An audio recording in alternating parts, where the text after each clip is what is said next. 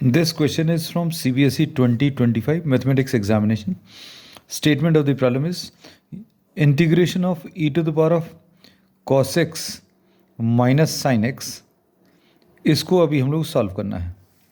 तो अब इसमें अभी हम लोग क्या करेंगे, we will be splitting this into two parts, e to the power of cos x into dx minus e to the power of x into sin x dx. इसमें last में एक ट्रिक भी बताएंगे which is a standard result also, but first of all will be discussing this in detail. तो अब इसमें हम लोग आइलेट का अगर यूज़ करें, ILATE is the rule for selecting first function. ये I stands for inverse, L stands for log, A stands for algebraic and T stands for trigonometric and E stands for exponential. इसी sequence में अभी हम लोग first function select करते हैं. So we select this as the first function.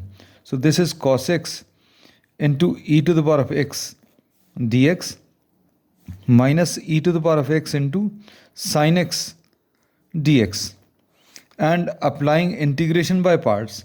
Integration by parts में क्या apply करेंगे, this is first function into integration of second minus integration of differentiation of first. This is first, this is second.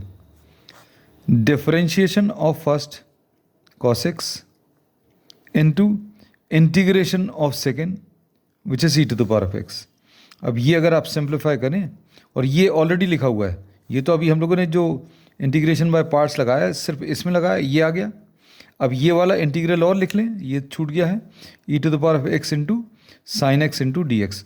We are not doing anything to this. इसको कुछ भी नहीं करना, ये याद रखना. क्यों नहीं करना, ये अभी हम लोग आगे भी डिस्कस करेंगे.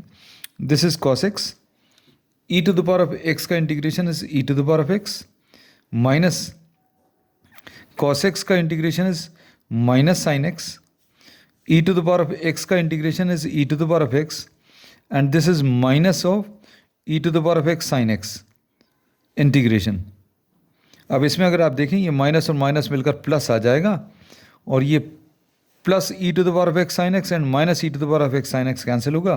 सो e to the power of x cos x is the answer. अब इसमें जो आंसर है that is e to the power of x cos x plus c which is in option D. तो option D is the correct answer. अब इसमें trick ये है कि अगर आपको ये फंक्शन दिया है और ये इसका डेरिवेटिव दिया है, so this is e to the power of x fx plus f dash x.